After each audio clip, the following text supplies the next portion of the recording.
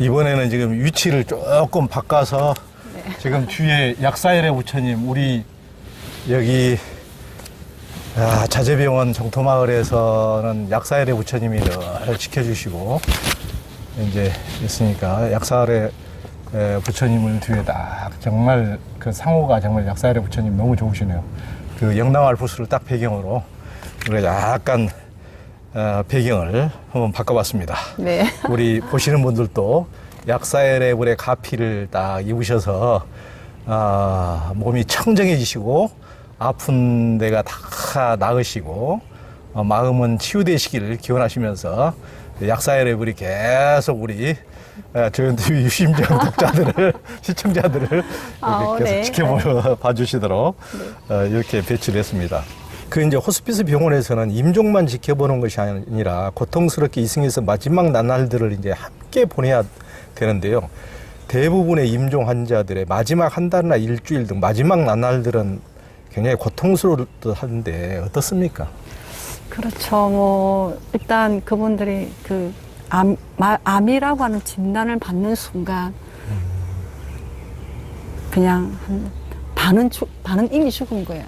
네, 암 선고를 받는 순간에 반은 죽고, 그다음 쭉 투병하면서 뭐 전이 되고 또 치료하고 뭐 이런 반복적인 투병 기간 안에서 얼마나 그 마음이 여러 번 죽겠습니까? 네, 그래도 이제 그 좌절을 딛고 또 일어나고 또 일어나는 거죠. 살아보려고 하다가 이제 나중에는 더 이상 살 수 없다라고 하는 이 진단을 받을 때는 여명이 길면 석 달, 더 길면 6개월 미만 안에 당신은 죽습니다라고 하는 진단이거든요. 말기라는 건. 네. 그렇게 했을 때 그동안 너무너무 내가 열심히 투병을 했는데 결론적으로 내가 죽게 되는구나라고 하는 상황에 딱 대면하게 되면 그냥 사람이 마음이 무너지면서 마음이 콩 무너지는 거죠. 무너지면서 그냥 그 공허하고 허탈하고 뭐 이루 말할 수 없는 많은 감정이 소용돌이 치고 또 감정만 소용돌이 치는 게 아니라 또 병으로 인해서 일어나는 여러 가지 고통들도 같이 함께 소용돌이 치니까 고통이 그걸 우리가 영적 고통이라 하는데 다차원적인 측면에서 고통이 한꺼번에 막 일어나는 거죠. 그거를 환자가 보호자가 개별적으로 감당하기 너무 어려운 거예요. 그래서 내가 죽겠구나, 이제 내가 더 이상 안 되겠구나 하고 이 받아들이는 이 기간이 그게 이렇게 하루아침에 그냥 한 달 안에 이게 수용이 되어지지가 않는 거예요. 그러니까 그 죽음이 수용되지 않는 이 상태도 너무나 큰 괴로움이고 고통인 거죠. 그래서 아주 다양한 측면의 육체적, 정신적 고통이 이제 정말 압도적으로 일어나는 시기입니다. 여기 오는 시기가. 그래서 고통스럽죠. 괴롭죠. 외롭고, 허망하고, 무상하고, 허탈하고. 내가 이러려고 이렇게 열심히 살았나? 내 이러려고 내가 여기까지 내가 이렇게 내 고단한 인생을 내가 살아냈나? 막 이런 것들 때문에 그런 슬픔과 분노와 원망과 이런 것들이 막 같이 어우러져서 성난 파도처럼 감정이 막 일어납니다. 이제 그런 마음들이 다 괴로움이라고 우리가 포괄적으로 이해해야 되는데 그 괴로움을 안고 저 병실에 계신 거예요. 근데 그렇게 계속 계실 수 있도록 우리가 그냥 가만히 바라볼 수 있는 건 아니잖아요. 그래서 이제 여러 측면에 있는 여러 분야의 전문가들이 개입을 해서 상담도 하고 돌봄도 하고 지지도 하고 또 케어도 하고 뭐 다 차원적으로 하면서 지금 우리가 죽을 수밖에 없는 이 상황에 대해서 좀 이해하고 좀 받아들일 수 있도록 이제 영적 돌보는 스님들이 한 사람 한 사람 개입을 하죠. 개입을 해서 이제 죽음이 무엇인지 대해 좀 이해하게 돕고 또 이 죽음이 끝이 아니라 우리가 정말 선한 마음으로 이 죽음을 잘 받아들이면 이보다 더 좋은 생을 우리가 만들어낼 수 있다라는 희망도 주면서 근데 그런 과정을 통해서 조금씩 이제 그 고통들을 완화하지만 그게 100% 제거가 되겠습니까? 완화가 되겠습니까? 그래서 여기는 어찌 보면 인생의 종착역이면서 늘 태풍이 부는 고통의 태풍이 쉬지 않고 부는 곳이라고 해야 되겠죠. 그러니까 아픈 사람도 힘들고 덜 부는 사람들도 소진이 많은 그런 곳일 수밖에 없는 거예요. 네. 아휴, 그 마지막에 스님이 이제 기억하시기에 마지막에 좀 아름다운 죽음은 기억나시는 게 없어요? 있죠. 그럼요. 이제 뭐 다 이렇게 고통스러운 죽음만 있는 게 아닙니다.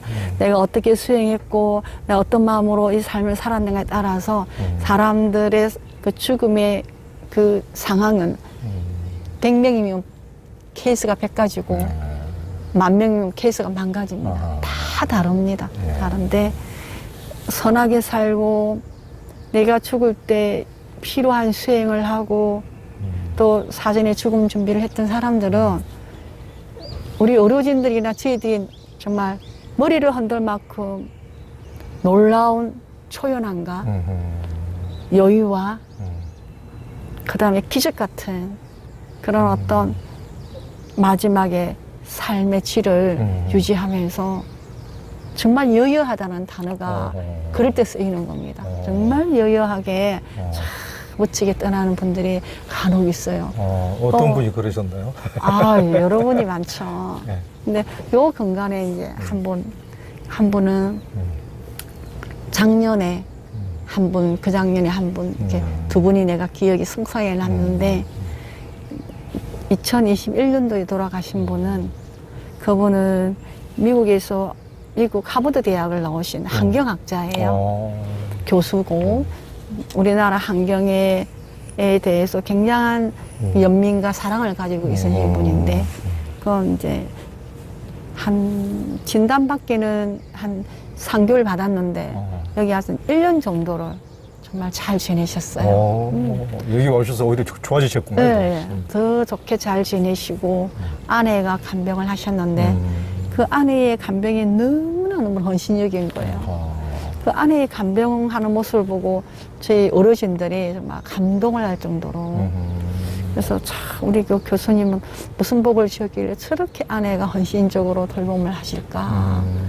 너무너무 헌신적인 아내를 제가 봤는데 그것도 그분의 복이잖아요. 그죠? 근데 그 암이 나중에는 막 그 피부 밖으로 막 다 튀어나왔어요.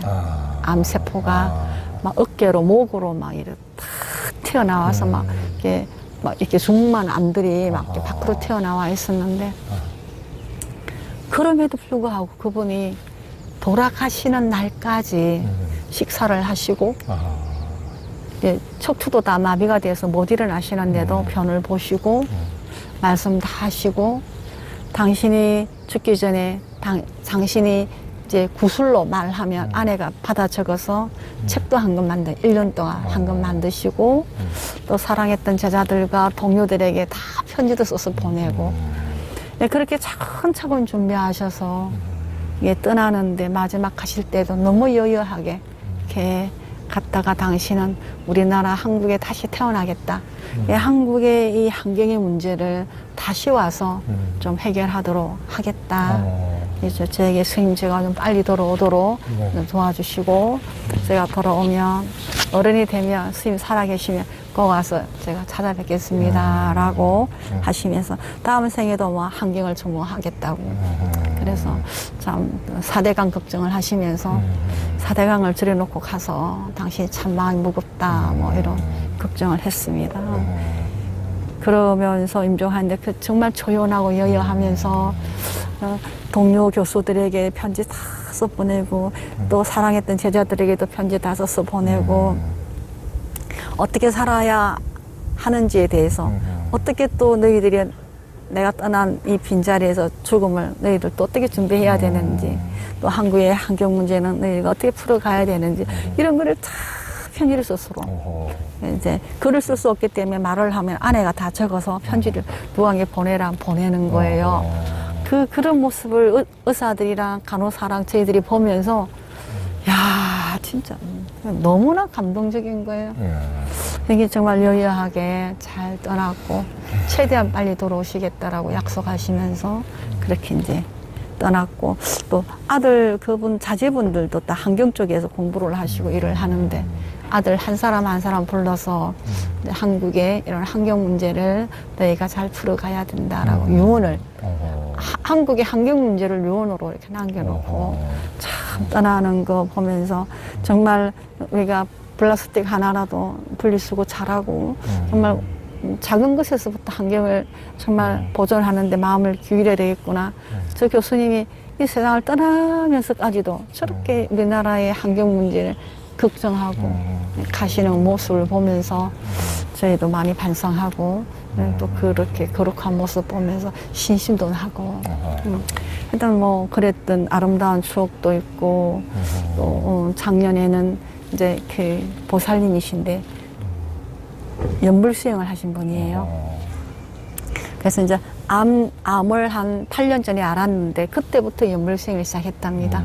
그래서 한 뭐 8년 투병하다가 이제 임종을 하게 된 사례인데 그분은 우리가 생물학적으로 우리를 놀라게 했던 분인데요.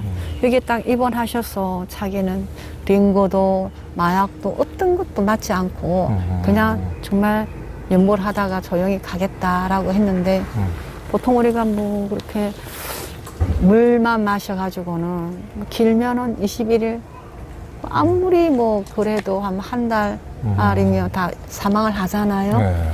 근데 이분은 한 45일 정도 계셨는데 물만 드시고요? 네, 물만 딱 드시고 물만 딱 드시고 45일을 계셨는데 그리고 뭐 연물만 하셨는데 일단 피부가 근육이 확 빠져버리거나 줄어들거나 지대가 무너지지 않더라고요. 지대가 무너지지 않고 물만 드시는데도 생명이 아무 문제가 없는 거예요. 그래서 의사들이 다 진짜 고개를 흔들었어요. 도대체 이게 뭘까? 근데 그분은 정말 여유했어요.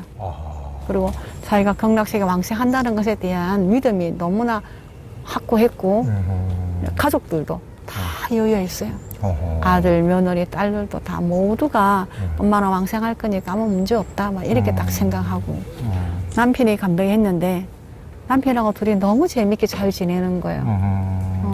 남편도 또 그러는 아내에 대해 충분히 이해를 하고 지지를 하고 그래서 물만 드시고 한 48일인가 하여튼 그건 50일 가까이 살았는데 말씀 다 하시고 통증이 없는 거예요.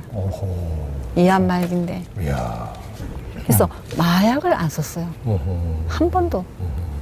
그 다음에는 마약만 안 쓴 게 아니라 소변이라든가 이런 배변의 문제가 하나도 발생하지 않아서 돌아가신 날 아침까지 혼자서 걸어서 화장실을 가는 거예요. 그래서 그날도 돌아가시는 날도 한 오후 1시쯤 돌아가셨는데 아침에 한 8시쯤에 화장실 가서 소변 보고 당신 혼자 모욕을 하고 병원복 새로 싹 갈아입고 그러고 오후 1시에 임종하셨거든요. 그 임종을 했는데도 정말 그 몸이 깨끗한 거예요. 그래서 그 마지막 돌아가는 순간까지 그 연불을 하셨는데 야, 연불 수행의 그 효과가 정말 대단하구나 하는 것을 제가 두 번째로 그 놀랬어요. 첫 번째도 그 전에 한 번 나 정말 놀랐는데 연불 수행의 그 수행한 사람들의 이 마지막에 이렇게 멋지구나. 흔들림이 없는 거예요. 신심이. 스님 그냥 옷 뽑는 건데 뭐 저는 우아하게 잘 벗을 거예요. 그 진짜 우아하게 당신 말대로 정말 우아하게 벗었어요. 여여하게. 그래 벗고 가는 모습을 보면서 야, 제가 저도 저리 죽는데 우리는 뭐 어떻게 죽어야 되겠노 이게. 우리 스님들은 어떻게 죽어야 하나 이게. 야, 어떻게 수행해야 저렇게 죽을 수 있노 막 이런 갑자기 막 부담감이 확 오면서 야 정말 대단하다. 정말 생사가 없다라는 것을 내가 저 제가자 보살에게 보고 듣고 배우고 깨닫는구나. 이런 성찰을 하면서 거기에 있던 그때 당시에 의료진들 4명, 그 다음에 간호사들 모든 사람들이 감동하고 떠날 때에도 모든 사람들이 그 죽음을 축복했어요. 정말로 이 여정을 잘하셨다라고 우리가 축하하고 축복하고 막 박수치고 응원했다니까. 너무 멋지다고. 그러면서 아마 우리 의료진들도 많은 생각했을 거예요. 아, 수행을 해야 되는 거구나. 저렇게 잘 죽으려면. 아, 이 연불 수행이라는 게 뭐지? 뭐 이런 거에 대한 궁금증도 발생했을 것이고. 아, 나도 저리 죽어야 된다. 뭐 그런 여러 가지 그 사람뿐만 아니라 함께 했던 모든 스태프들이 다 그런 생각을 했을 거예요. 근데 이런 게 저 혼자 이런 케이스를 보고 혼자 경험한 거라면 좀 심승이 떨어지지만 여기는 공개적으로 보기 때문에 100% 신뢰도 되는 얘기인 케이스인 거예요. 그래서 아 그래 진짜 죽음의 우리 저기 뭐야 그 이 방송을 보는 우리 여러분들께서도 나의 죽음에 대해서는 내가 진짜 내가 책임져야 되고 내가 이 생을 정말 우아하고 품격 있게 살았다면 죽음도 우아하고 품격 있게 맞이해야 된다라는 이런 어떤 인식을 가져야 한다라는 거죠. 그럴 때 방법이 생기는 거예요. 뭐 어떻게 해야 그렇게 되지라고 하는 방법.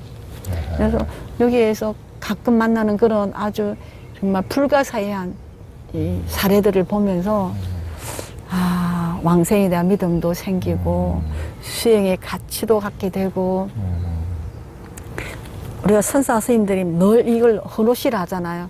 헌옷을 벗고 근데 이 헌옷 벗는 게 보통 고통스러운 게 아닌데 수행을 잘하는 사람들은 잘했던 사람들은 정말 헌옷을 한 방에 홀라당 벗고 그냥 싹 이렇게 떠나는 그 모습을 보면서 아 옛날 선사 스님들이 그런 죽음을 봤기 때문에 죽음을 헌옷 벗는다고 비유를 했구나. 그러니까 과거의 수행자라는 선사 스님들은 그렇게 죽었다는 얘기인 거잖아요. 그래 그냥 이런 단어들이 그냥 생긴 게 아니다라는 걸 알게 되는 거죠. 그러니까 말씀만 들어도 참 환희심이 있네요. 네.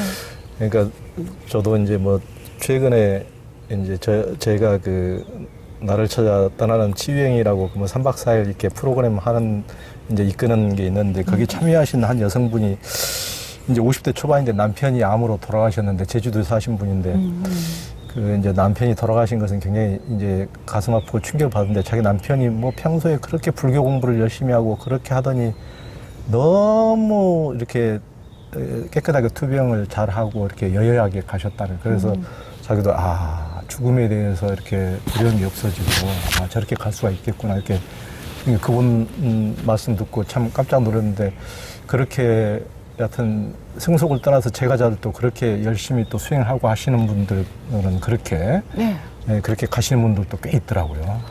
정말 그 뭐 여러 가지 케이스가 있는데 예. 정말 놀라운 예. 이 불가사의한 예. 그런 그 신심과 수행력으로 그 마지막을 정말 멋지게 정말 그 품격 있게 말 그대로지만 바람같이 그냥 이렇게 자유하게 떠나는 그런 죽음이 뭐 참 귀하게 볼 수 있는 거지만 가능하다라는 거잖아. 이걸 보면요. 그 죽음이 그렇게 죽을 수 있는 게 우리가 노력을 안 해. 그에 알맞는 노력을 하지 않아 그렇지. 노력을 한다면은 가능하다는 얘기잖아요. 그러니까요. 근데 제가 늘 안타깝고 이 죽음에 대한 교육을 계속 해가는 거는 제가 이 호스피스를 할 때 30년 전이나 20년 전이나 지금이나 여전히 95% 정도는 아무 준비를 안 한다라는 거예요, 이게. 안타깝네. 병이 걸렸든 안 걸렸든 상관없이 내일 모레 죽는다 할지라도 죽음에는 관심이 없어요. 오로지 사는 데에만 관심이 있지. 자. 이게 정말 문제예요. 그렇지 않아도 뭐 여기 도착해서도 우리 사무총장님이 그렇지 않아도 아까 그런 말씀하시더니 하여튼 뭐 3개월 전에 말기암 판정을 받던 뭐 2주일 전에 받던 6개월 전에 받던 다 1년 전에 받는다 하더라도 아무 진짜 살기 위해서 계속 발버둥만 치다가 몇백만 원짜리 1000만 원짜리 주사만 맞다가 아무런 이별과 죽음의 준비도 안 하고 진짜 숨 끊어지기 직전까지도 막 생애만 집착만 하다가 이렇게 이제 여기는 또 정말 딱 임종만 하는 것이 아니고 죽음을 이렇게 품격 있는 죽음을 딱 준비하는 곳인데 여기 오면 또 죽는다는 생각 때문에 아예 계속 병원만 돌아다니다가 이렇게 이제 마지막에서 이렇게 와서 정말 품격 있는 죽음을 미리 준비하고 이별을 준비하고 삶을 마무리하고 이럴 여정을 충분히 갖지 못하는 것을 너무 가슴 아파하시던데. 네, 그러니까 품격 있는 그러면은 죽음 어떻게 아름다운 마지막을 맞이해야 될까요? 어떻게? 근데 이제 95%가 준비가 안 됐잖아요. 예, 예. 뭐 병이 들었든 안 들었든 간에 대다수가 성속을 막론하고 준비가 안 됐습니다. 지금 저기 지금 지장모살님 대불전 앞에 앉아서 앉아가지고 기도를 하고 앉아 있잖아요. 네. 그러네요. 저렇게 앉아서 하는 분도 있지만 지금 창문을 통해서 저 병실 창문을 통해서 요 지장모살님을 향해서 여기 약사열애 부처님을 향해서 기도한단 말이에요. 그럴 때 저분들의 기도가 처음에는 살려달라는 기도를 해요. 아하. 그러다가 이제 어느덧 조금 시간이 지나면 다시 잘 태어날 수 있도록 도와달라고 기도해요. 이게 이제 변화된 이제 변화인데 이제 정토마을 자제병원이 어떤 상태에서 입원을 하든지 간에 그 지금 현재의 상태를 그게 긍정적으로 지금 이 현생에서도 자신에게 가치와 의미를 부여하고 좋은 하루라도 한순간이라도 좋은 삶으로 유지될 수 있도록 저희가 도우려고 다양한 노력을 하고 또 이 안에서 살아있는 동안에 죽음이 무엇이다라는 것에 대한 이해를 하면서 이 죽음의 과정을 무사히 잘 통과해서 다음 생에 이제 뭐 제가 매뉴얼을 갖고 있거든요. 매뉴얼을 제시합니다. 3가지 매뉴얼인데 하나는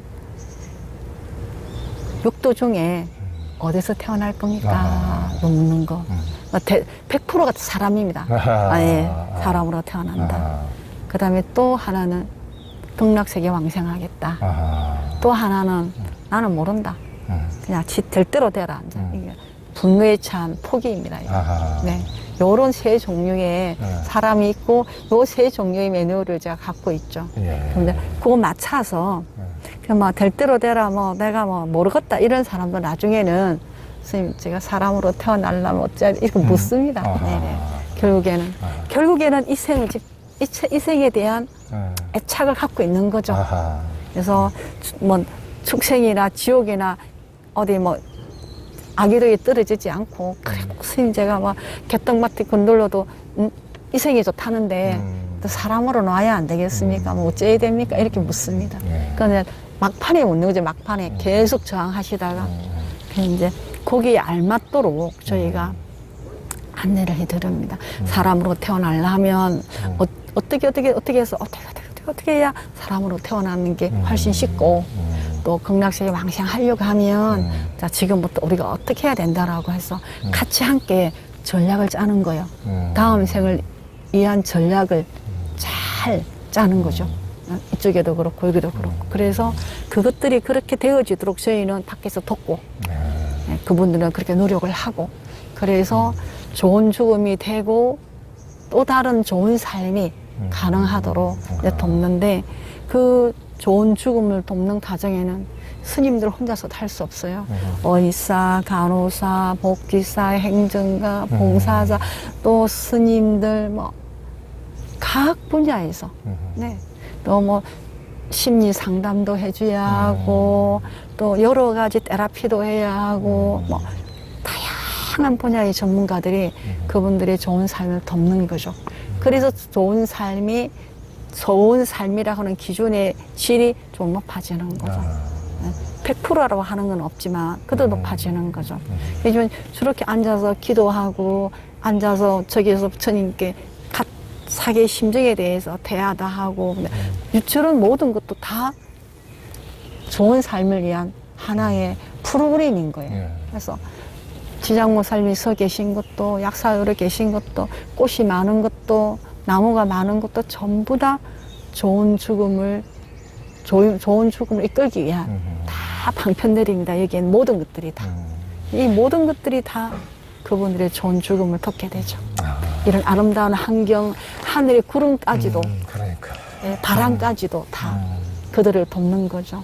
그래서 예, 여러 사람들이 그런 얘기를 합니다.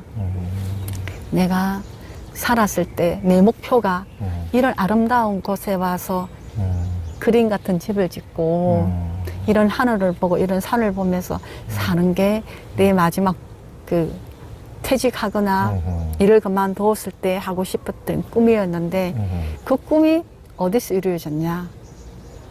인생의 종착역에서 이루어지는 거예요. 거기에 대한 서글픔, 후회, 아쉬움 이런 것들을 많이 토로하죠.